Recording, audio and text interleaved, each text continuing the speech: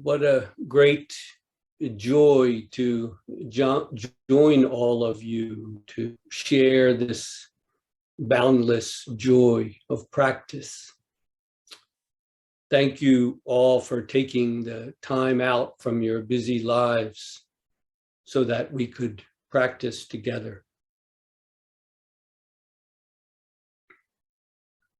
Let us begin by being truly settled. Some of you last night or now this morning on European time anyway, may have had to rush quickly into the zazen, the schedule, maybe from your work or family or other responsibilities. If you're really settled in the practice, this is not a problem. But if you are still getting settled, it can be rather difficult and frustrating because you hurry in, sit down, start to sit zazen, think about how you're supposed to be doing it. And of course, your mind is going a mile a minute, as we say. Maybe you keeps wandering back into something that just happened at work or at home. So I would urge you, strongly recommend that you take a little time, if you can, before you begin the zazen. Physically, to maybe do a little stretching, then mentally just to, perhaps with some deep breaths, just let the events of the day go. And then get truly settled in the practice. When I say that, what do I really mean? Settled in what? First, the body, the breath, and the mind can be settled. Beginning with the body, finding out what you need to do to be settled physically, the best posture for your body. You find this out by doing it, trying different postures and finding out what works for you. The breath is very helpful. To exaggerate now, huh?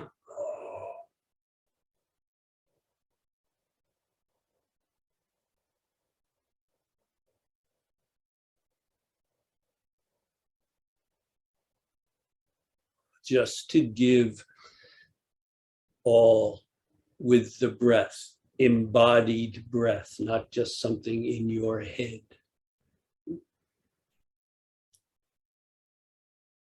Then, especially now with this kind of weekend retreat, to be able to sustain, to continue this through the moments, through the hours, through the breaks, when we lie down to rest gently, to let it continue, to be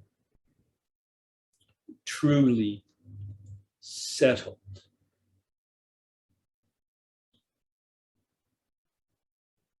When you do this, it may take some time, but the way, the path that you must go naturally opens up. For example, we recognize, we come to see the stories that we spin, that we create in our mind, the mental constructs that are there, to clearly see right through them. This is what happens quite easily and naturally when the practice is settled. We also may feel painful emotions, for example, and we can feel them, experiencing them fully as what they are, no more, no less. And I trust you see that once you do this, you can really see from your experience that these mental constructs, these stories that we create, these painful emotions, memories, and so on that we go into again and again, they must be let go, released. How? Practicing properly, patiently, truly settled. It becomes clear these mental constructs, these painful memories and so on, they can't continue on their own. They lose their steam, as we say. They lose their power, their energy, and they just eventually dissolve. If they continue, you need to see how you are feeding them. Again, they don't continue on their own. Maybe it's not fully conscious, but you are indulging in them, feeding them. Once this is clear, you can't help but let them go. So please don't sit there waiting for something to happen. Open up to what is actually underfoot, under your feet, right here. All you need is here. Here, real practice begins and can continue to the very end. To put it bluntly, we need to do the work. What work is that? It sounds strange, but the work of stopping, the work of letting it all come to rest. This is not something that the ego self is used to doing. It's used to going out and acquiring something or moving away from something it doesn't like. But in a word, the point of genuine Zazen, Zen practice in general, but especially Zazen, is simply to stop, to let it all come to rest. Then this living, loving truth, call it reality if you like, is manifest, unmistakable. No one can give this to you. You don't need to be given it. And no one can take it away either.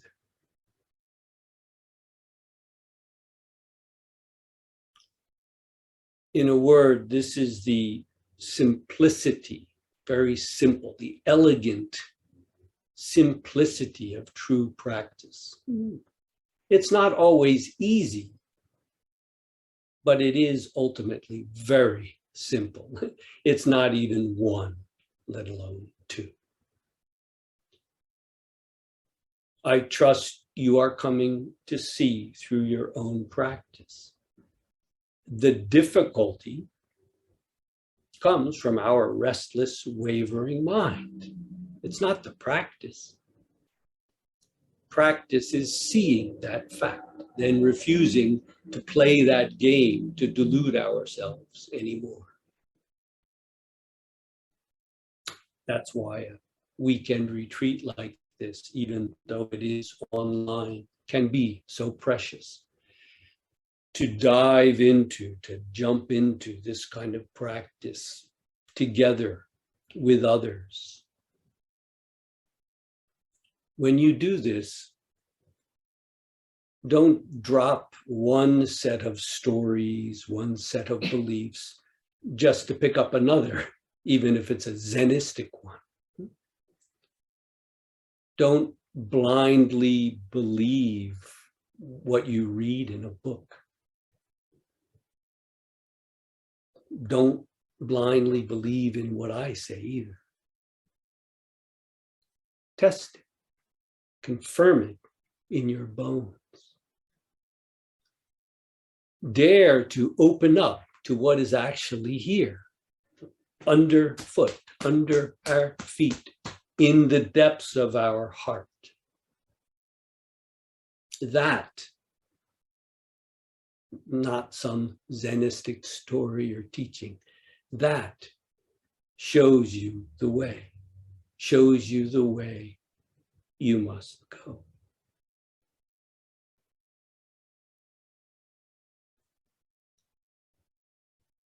The breath itself will do, giving all of yourself to it. Again, to exaggerate.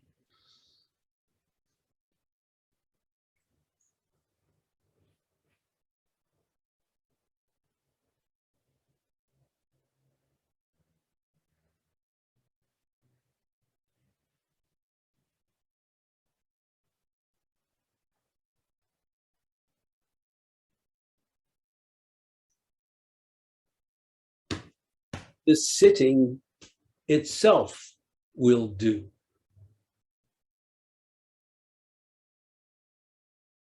Giving all of yourself to it.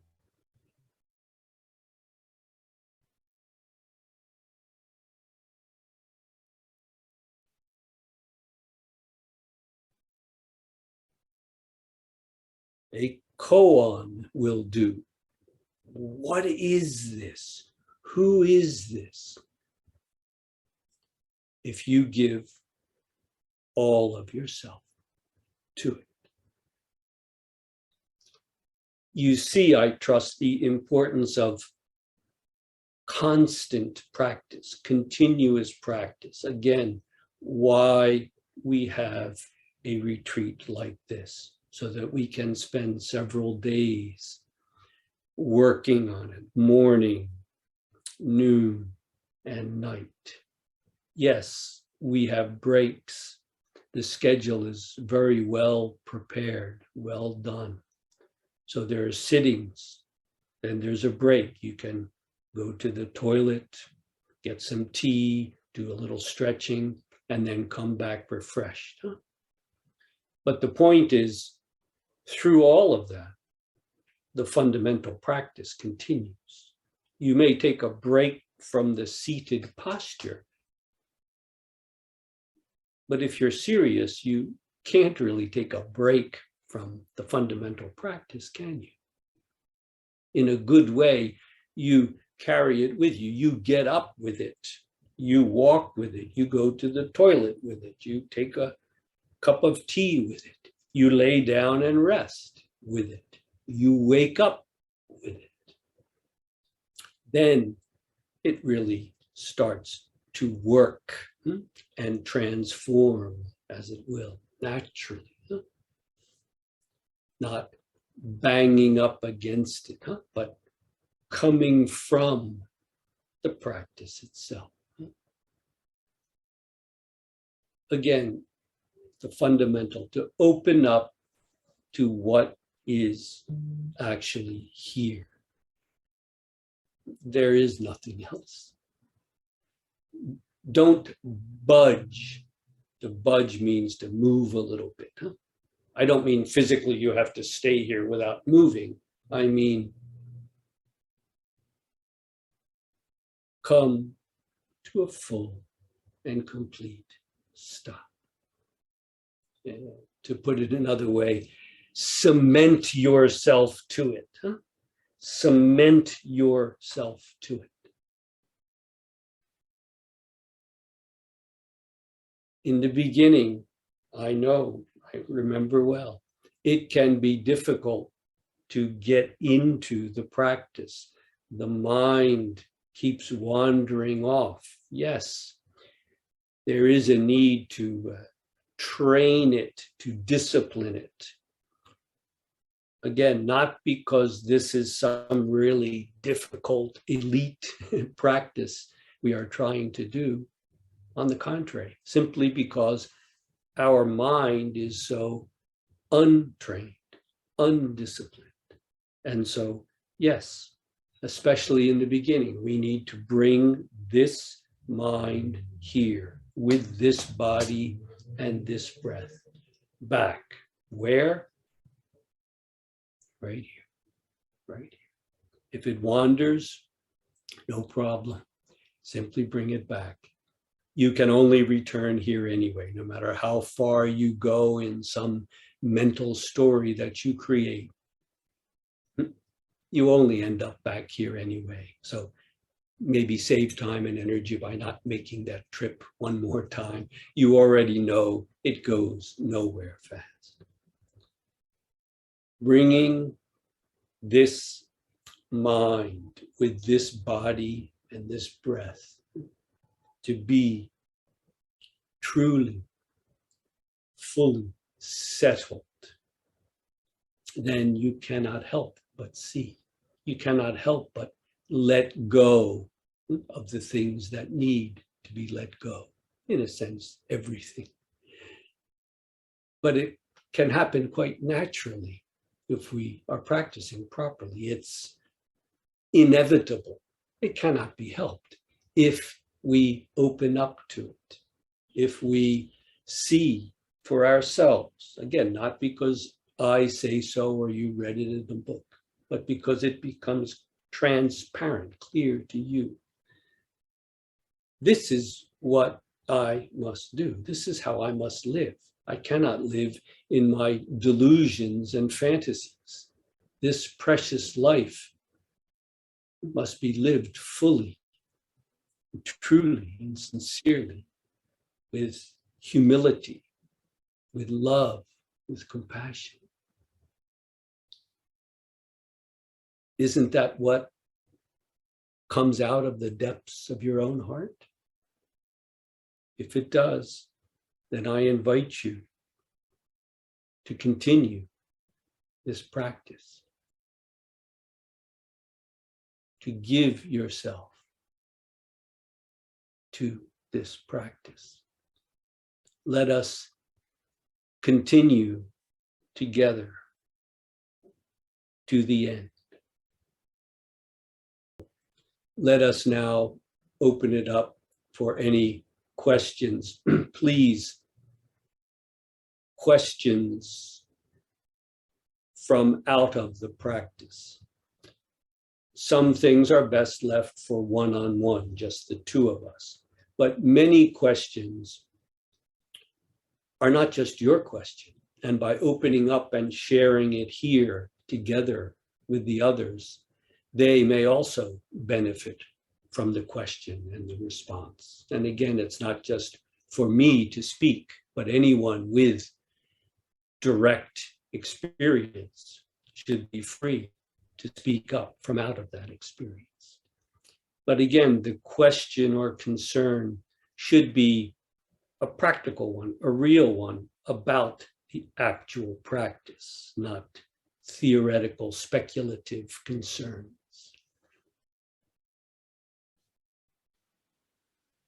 Hi, Jeff. Here's Dharma.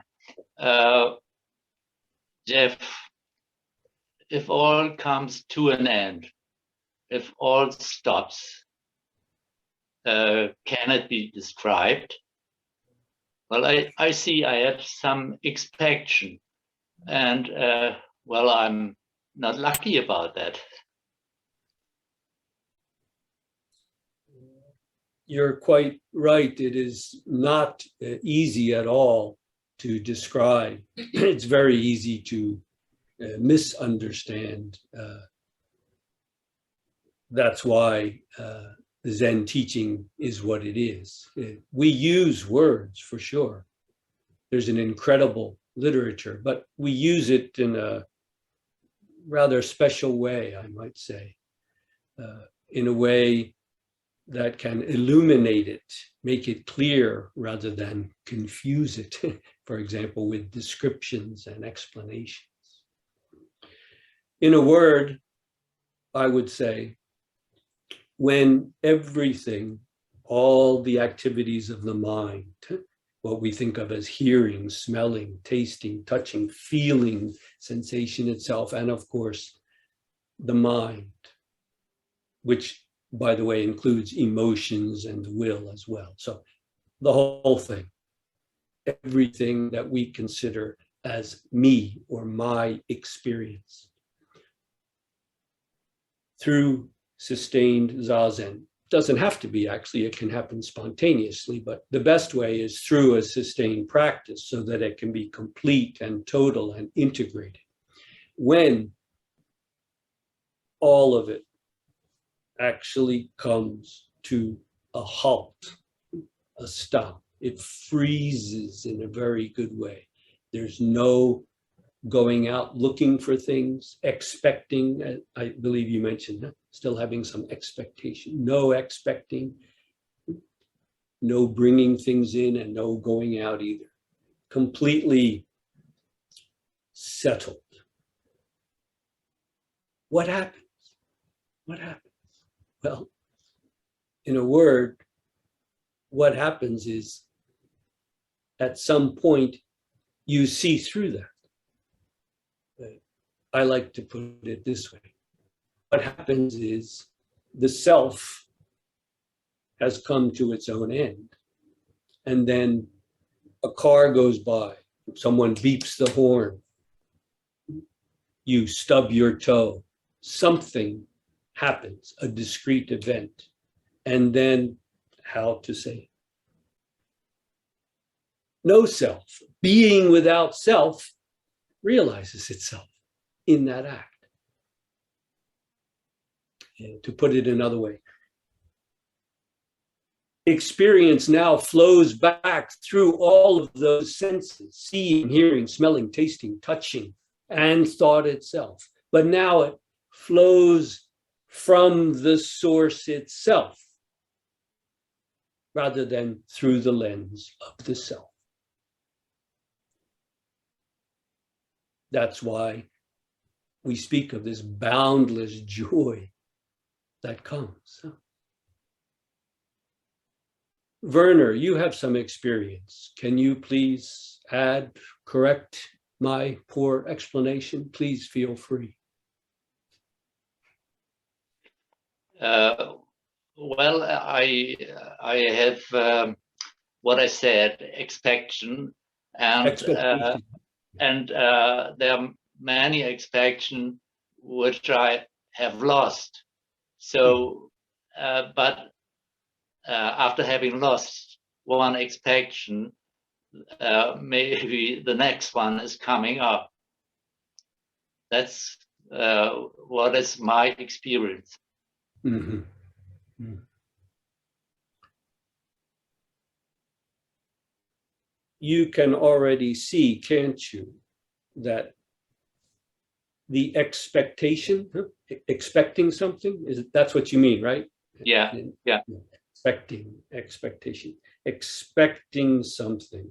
It's very true. You drop that, oh, that's just an illusion. I'm expecting some kind of an experience. That itself is just another story I'm creating. That's not what awakening is. Drop that one. And then another one comes. It can be endless in that way. And endless, dropping one and then picking up another. But as you go through the practice, you start to see, don't you? The function of expecting, intention itself is flawed. It has its place in daily life, right? If I didn't plan and expect things, I wouldn't be here on time for the Dharma talk. So in our daily life, these things have their place. But in the fundamental practice, and when I say that, I mean reality, what is real, we don't need to expect a thing, do we? It's once you see what's here, how could you need to? What is there to expect? It's like the whole universe is at your feet and you're saying, yeah, but I'd like a Frankfurter to go along with that. The whole universe is here at your feet. It's unmistakable. What is there to expect? But until you really see that, yes, the mind will go in that same pattern, won't it? Huh? One expectation dropped, another one picked up. That one dropped. So Zen does not go that way. It sees clearly the endless repetition. It in itself is a symptom of the dis-ease, isn't it? Mm. Right? You see, the mind hasn't fully come to a stop. Yeah. If it did, that wouldn't be possible. There wouldn't be another expectation. That's why the practice must be thoroughgoing. When it really stops and we really see what is here, expectation has done its role in this life. There is no more need. You've touched this, haven't you, Vern? Yeah. Yeah, and that is part of the frustration, seeing what is going on. Simply apply yourself to the immediate practice. Because what you just said is another expectation, isn't it? Mm-hmm. Yes. Right. You're frustrated because you want it to be another way. Well, it is that way. But to really see it, to embody that fact, the whole function of expectation must be let go.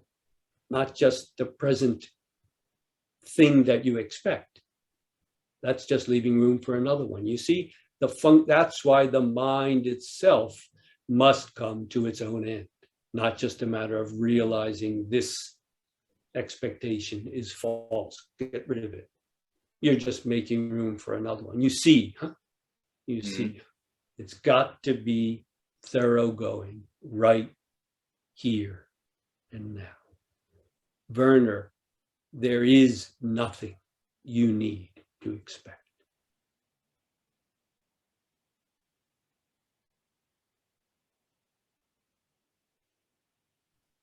How do I decide if just sitting and watching is enough, and where do I need to where's the point where I need to put a question like what is it or who is it, like what you always say?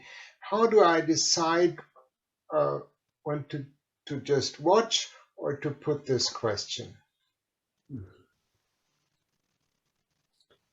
Yes, you don't need to create or borrow some kind of a question. These questions, as you well know, most of them arose exactly as I described. It comes from out of the depths of your being. At a certain time, a monk or a nun or a lay person, a question came to engulf them. It came to include everything. What is this? Who is this? There are endless possibilities. Huh?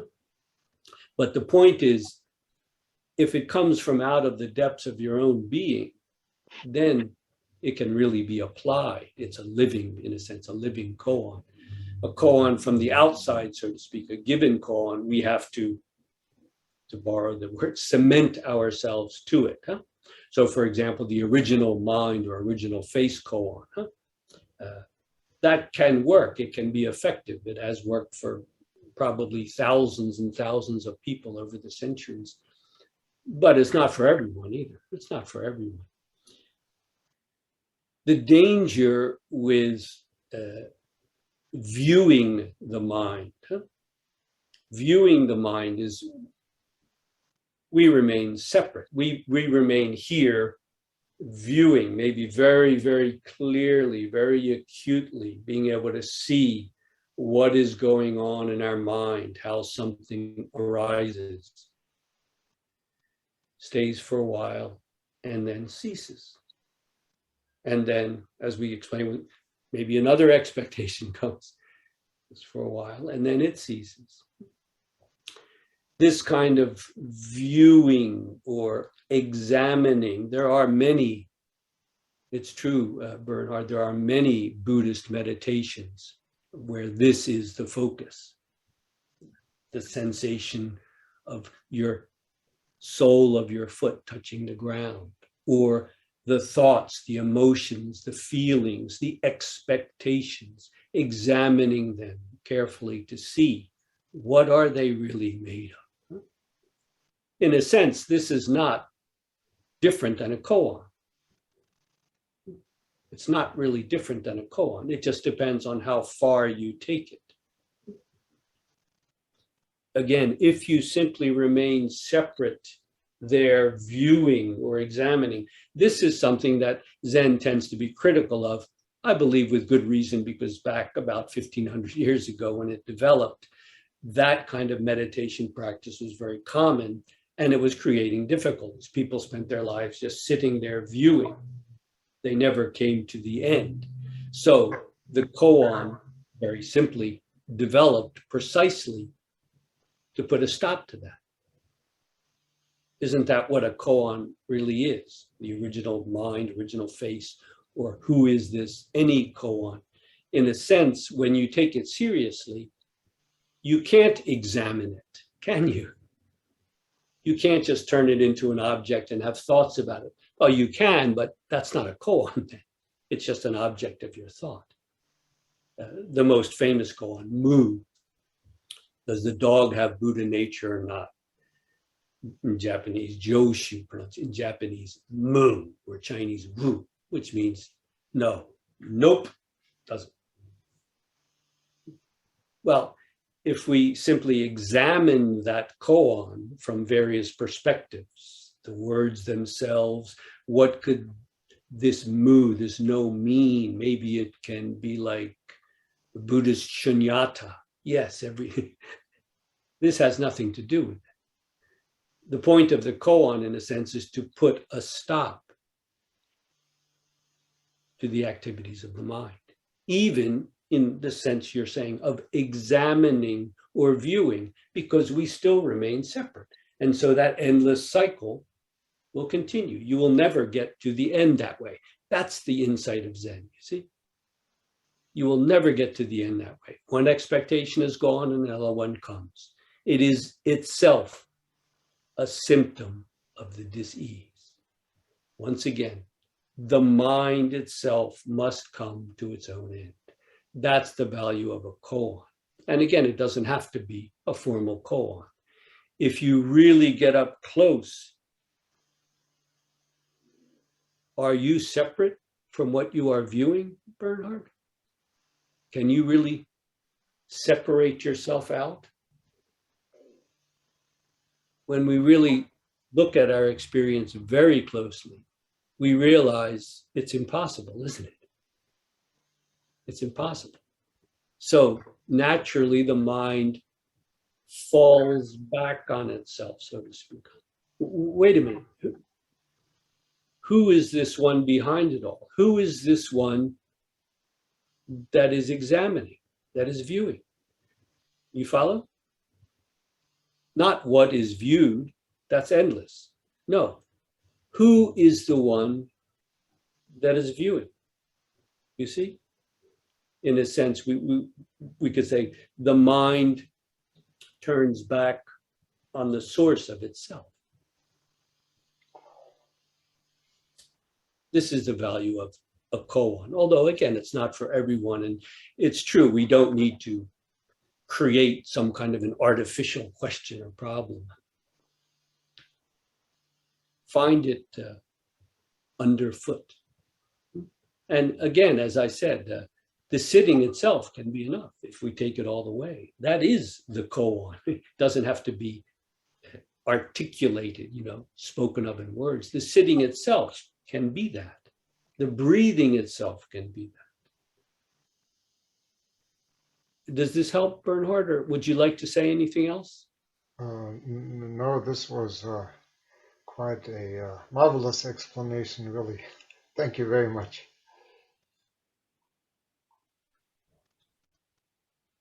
some minutes ago, you said we have to do the work of stopping. And when sitting in Zazen, I sometimes find myself in a kind of struggle. So how can this stopping be done? Can it be done? Because this self sitting here cannot make this activity of stopping. It feels more like if to allow this stopping to happen.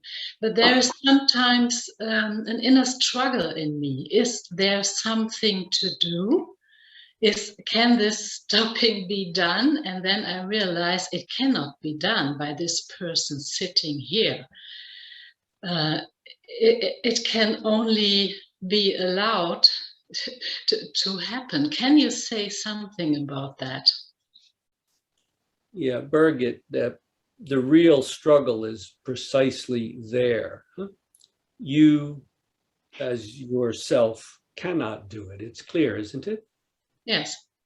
And yet you must. You can't just leave it up to fate. That you know where that will go, right? Yes. That won't work either. It's precisely there that you fall in. Yeah, but this is the koan in itself. That's right. Now get to the end of it. Okay.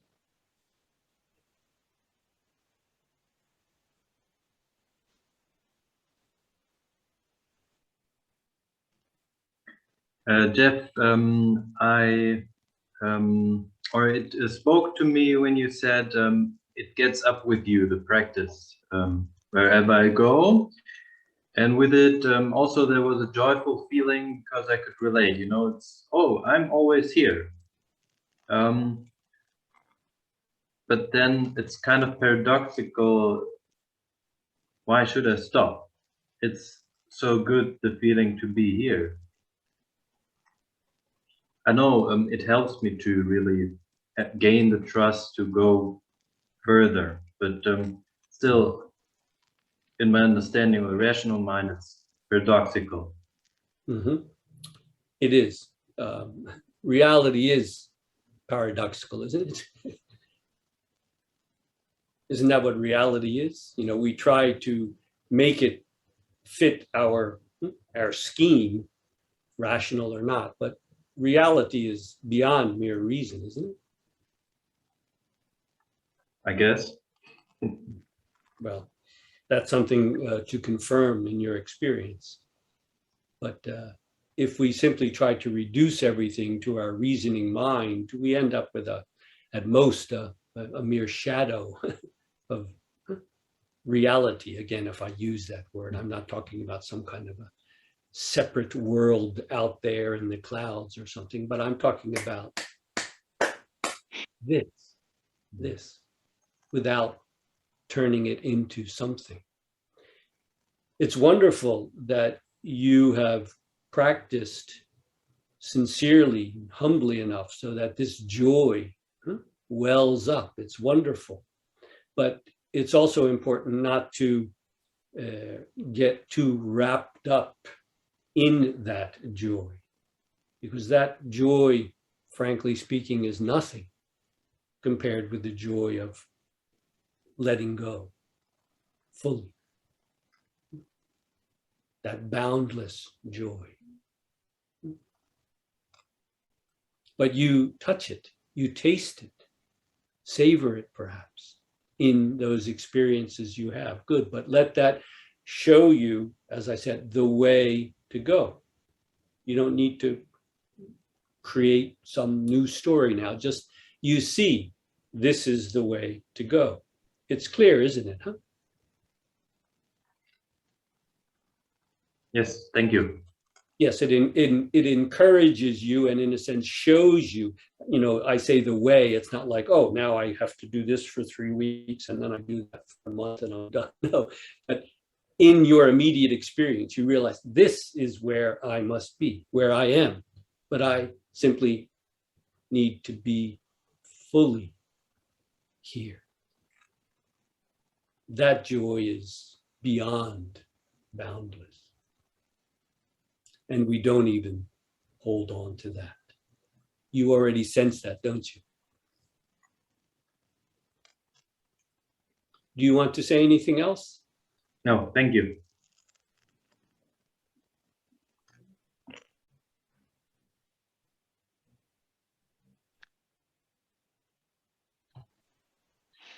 This is Birgit again. Can you say a little bit more about this word cement yourself to the koan or to the practice? Because I understand this word cement, I have an image, and at the same time there is a little bit of resistance in me because everything is about opening up. And cement sounds like the